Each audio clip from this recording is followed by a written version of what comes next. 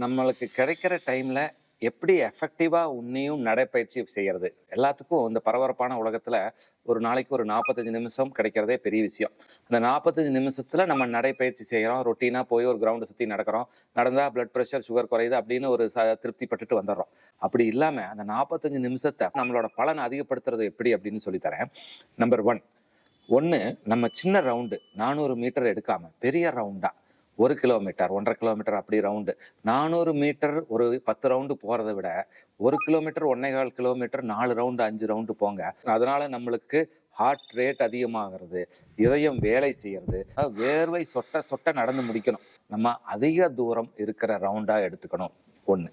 2வது, சும்மா வாக்கிங் நம்ம எடுத்துக்கிறோம். ஒரு இடத்துல இருந்து இன்னொரு இடத்துக்கு போறது, பாயிண்ட் ஏல இருந்து பாயிண்ட் பி வரைக்கும் போறதுன்னு மட்டும் நினைச்சுக்கிறோம். அப்படி இல்லாம, அதாவது நான் ஏற்கனவே சொல்லியிருக்கிறேன், இந்த interval walking technique, high intensity training. கொஞ்ச நேரம் நல்லா வேகமா கை வீசி நடக்கணும், உற்று நோக்கி கொஞ்சம் ரிலாக்ஸ்டா நடக்கணும். ஸோ இப்படி மாறி மாறி நடந்தோம்னா அதோட பலன் அதிகமாகும்.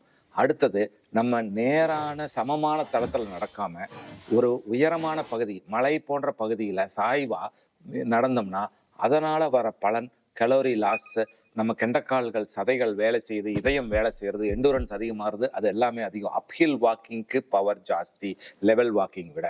அடுத்தது, நம்ம வாக் பண்ணும்போது கூட ஒரு சின்ன வெயிட் எடுத்துட்டு நடந்தோம்னா அத ஒரு 45 நிமிஷம் நடந்து முடிக்கிற போது அதோட பலன் இன்னும் ஜாஸ்தி. வெயிட்னா நீங்க பெருசா ஒண்ணும் பண்ண வேண்டாம். 1 லிட்டர் வாட்டர் பாட்டில் ஒரு பேக்ல போட்டு தோல்ல மாட்டிக்கோங்க. அந்த 1 லிட்டர் வாட்டர் பாட்டில் தூக்கிட்டு நீங்க அந்த 45 நிமிஷம் நடந்தீங்கன்னா வெறும் கையை வீசி நடக்கிறத விட அதோட பலன் அதிகம்.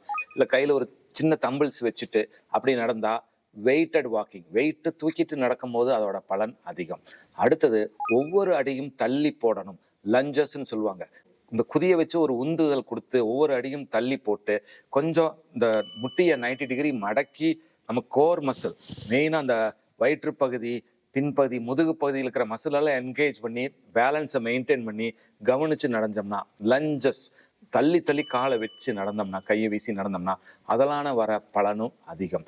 இந்த வாக்கிங்னால பலன் பூரணமா நம்மளுக்கு கிடைக்கும்.